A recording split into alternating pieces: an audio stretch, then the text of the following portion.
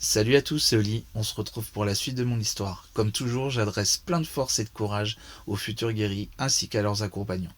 Je ne le dirai jamais assez, merci à tous ceux qui me suivent, qui me soutiennent. Si vous aimez ce contenu, mettez un pouce vers le haut et dites-le moi en commentaire. Partagez un maximum autour de vous si vous pensez que ce contenu mérite une plus grande audience. Et n'oubliez pas de vous abonner pour faire avancer la chaîne, ce serait vraiment cool. Sur ce, bonne écoute à tous. Avant de poursuivre mon histoire, il faut que je fasse un point sur ces derniers mois qui sont passés. Pour résumer, j'ai été opéré en novembre 2020 avec une anesthésie lourde. Il y a eu des complications. J'ai fait 2 thromboses et 3 infections lors de mes cures de chimiothérapie qui ont duré plus longtemps que prévu. On a dû me mettre sous antibiotiques et me transfuser, ce qui a prolongé l'hospitalisation. Il a donc fallu trouver un moyen de mettre la barre plus haute et ce, en changeant de méthode.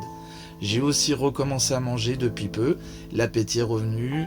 Je te dis ça parce que tu vas voir que ça a une importance particulière dans la suite des événements. Nous sommes donc au début du mois de février 2021.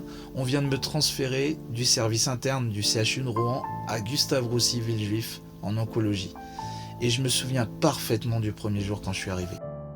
Déjà, j'étais loin de chez moi, loin de mes proches, et l'hôpital est immense.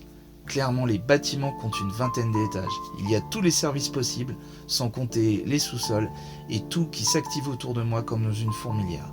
Je me sens tout petit, je suis pas trop à l'aise.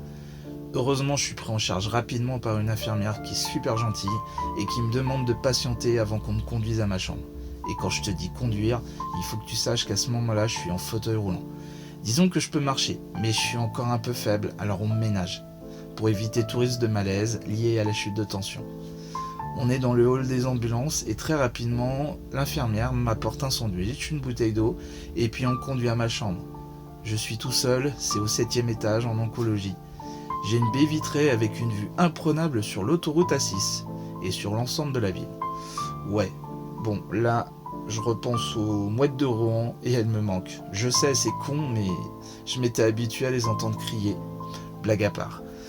Pour le coup, là, on a complètement changé de décor. Mais à cet étage, c'est calme, on n'entend pas les autres patients, c'est reposant. Un peu plus tard, je reçois la visite d'un médecin qui m'explique plus en détail le nouveau protocole ici. Pour faire simple, ça va se passer en 3 temps. Au départ, on pratiquera une cure de chimiothérapie sur 1 semaine avec un dosage plus agressif pour continuer d'éliminer la tumeur. On boostera les globules blancs à l'aide de piqûres pour stimuler la moelle osseuse. Et dans un second temps, on va pratiquer une cytaphérèse. En gros, ça consiste à faire sortir tes cellules souches de ta moelle osseuse, puis on va les trier à l'aide d'une machine. Tu sais, comme une espèce de machine à laver, une centrifugeuse si tu préfères. Et tout ça, ça dure 4 heures, t'es relié à la machine par les 2 bras, tu peux pas bouger. Et le but, c'est de conserver ces cellules souches afin qu'elles soient réinjectées par la suite. Et enfin, la dernière phase, qui est la plus lourde, c'est celle de m'injecter une très grosse chimio afin de pulvériser la tumeur. Mais cette étape comporte un risque d'aplasie important puisqu'elle détruit toutes les défenses immunitaires.